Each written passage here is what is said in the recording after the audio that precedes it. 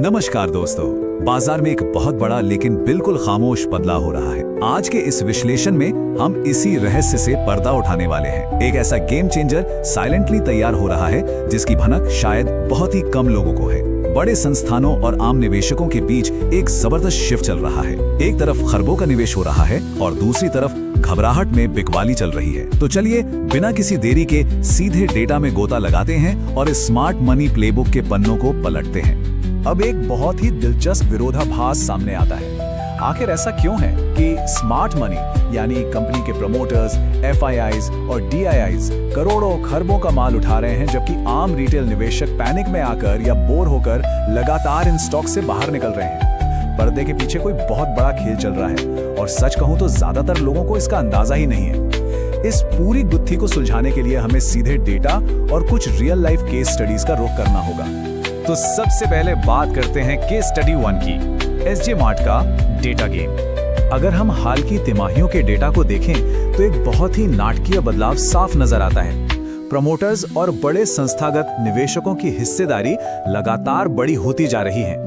विदेशी और घरेलू दोनों ही तरह के बड़े खिलाड़ियों ने खामोशी से अपना हिस्सा बढ़ा लिया है और दूसरी तरफ आम जनता यानी रिटेल की हिस्सेदारी तेजी से सिकुड़ रही है।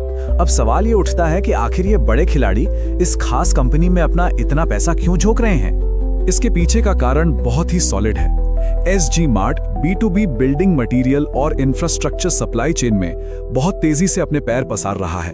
हम सभी को पता है कि भारत में इस समय इंफ्रास्ट्रक्चर और रियल एस्टेट का एक जबरदस्त बूम चल रहा है और एसजी मार्ट इस पूरी ग्रोथ का सीधा लाभार्थी है।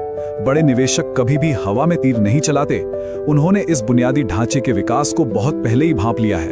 यहाँ सबसे अहम बात समझने वाली ये है कि जब भी किसी कंपनी के प्रमोटर्स खुद अपनी जेब से पैसा लगाकर कंपनी में अपनी हिस्सेदारी बढ़ाते हैं तो शेयर बाजार इसे एक बेहद मजबूत फंडामेंटल सिग्नल मानता है। सच में ये कोई छोटी मोटी बात नहीं है। ये सीधे तौर पर दिखाता है कि मैनेजमेंट को अपने खुद के बिजनेस मॉडल और उसके भविष्य पर 100% भरोसा है और यही भरोसा बाकी संस्थागत निवेशकों को चुंबक की तरह खींचता है। चलिए अब आगे बढ़ते हैं केस स्टडी 2 की तरफ, अडानी पावर में बड़ी एंट्री। अडानी पावर में संस्थागत होल्डिंग का पैमाना देखकर कोई भी हैरान रह जाए। प्रमोटर्स के पास कंपनी का लगभग 74.9% हिस्सा है, जो कि अधिकतम लिमिट के बिल्कुल करीब और एकदम स्थिर है। इसके अलावा विदेशी निवेशकों की हिस्सेदारी 11% से भी ऊपर बनी हुई है और म्यूचुअल फंड्स और डीआईआईज वो भी लगातार इस पावर दिग्गज में अपनी खरीदारी बढ़ा रहे हैं। साफ दिख रहा है कि स्मार्ट मनी यहाँ पूरी तरह से ड्राइविंग सीट पर है। और अब जरा इस एक नंबर पर गौर कीजिए, सिर्फ 9%। इतनी विशाल ऊर्जा कंपनी में आम रिटेल निवेशक की हिस्सेदारी सिकुड़कर मात्र 9% के आसपास रह गई है।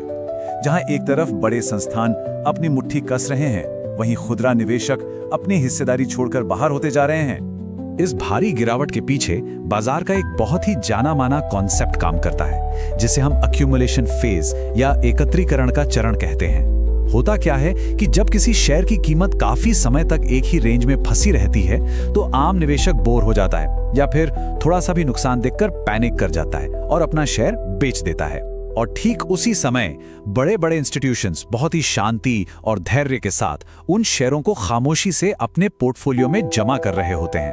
अब आते हैं निष्कर्ष यानी सिंथेसिस पर। एसजी मार्ट बनाम अडानी पावर। अगर हम इन दोनों कंपनियों को साथ रखकर देखें तो एक बहुत ही दिलचस्प तस्वीर उभरती है। एसजी मार्ट बिल्डिंग मटेरियल्स में है और अडानी पावर एनर्जी सेक्टर में। बिजनेस मॉडल एकदम अलग है, लेकिन अगर प्रमोटर के भरोसे और संस्थागत सपोर्ट को देखा जाए तो कहानी बिल्कुल कार्बन कॉपी लगती है। एसजी मार्ट में प्रमोटर हिस्सेदारी तेजी से बढ़ा रहे हैं, जबकि अडानी पावर में यह पहले से ही 74.9% पर रॉक सॉलिड है। दोनों ही जगह बड़े खिलाड़ी जमकर पैसा लगा रहे हैं, क्योंकि दोनों ही भारत की कोर ग्रोथ स्टोरी यानी इंफ्रास्ट्रक्चर और ऊर्जा से सीधे जुड़े हुए हैं। तो बॉटम लाइन क्या है? बॉटम लाइन ये है कि बिजनेस चाहे कितने भी अलग क्यों ना हो, स्मार्ट मनी का ये जो एक्यूमुलेशन पैटर्न है वो बिल्कुल एक जैसा है। एक तरफ बड़े संस्थानों का कंट्रोल लगातार मजबूत हो रहा है और दूसरी तरफ बाजार से रिटेल सप्लाई धीरे धीरे पूरी तरह से सूखती जा रही है। यही वो पैटर्न है जिसे समझना हमारे लिए सबसे ज्यादा जरूरी है। आइए अब मुख्य निष्कर्ष पर नजर डालते हैं। रिटेल निवेशकों की गलतियां। अक्सर रिटेल निवेशक 3 क्लासिक गलतियां करते हैं, जिसे हम रिटेल ट्रैप कहते हैं। पहली गलती, शॉर्ट टर्म पैनिक।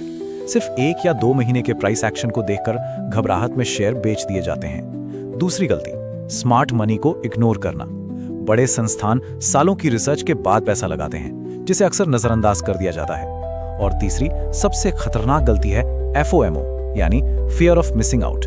जब शेयर शांत होता है तब कोई नहीं खरीदता, लेकिन जब वो 100 या 200% भाग जाता है तब सबसे ऊंचे भाव पर एंट्री ली जाती है, और तब तक स्मार्ट मनी अपना प्रॉफिट बुक करने की तैयारी कर रही होती है।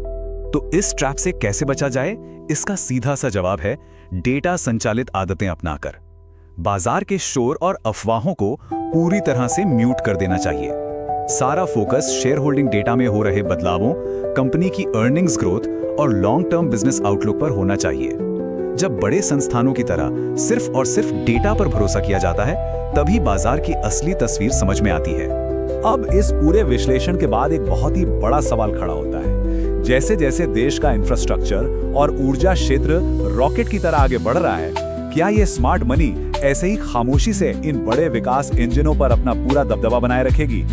डेटा तो कम से कम यही इशारा कर रहा है कि बड़े खिलाड़ी अपना गेम बहुत ही लंबी प्लानिंग के साथ खेल रहे हैं। अंत में एक जरूरी बात ये ध्यान रखना अत्यंत महत्वपूर्ण है कि यह प्रस्तुति पूरी तरह से शैक्षणिक और सूचनात्मक उद्देश्यों के लिए तैयार की गई है।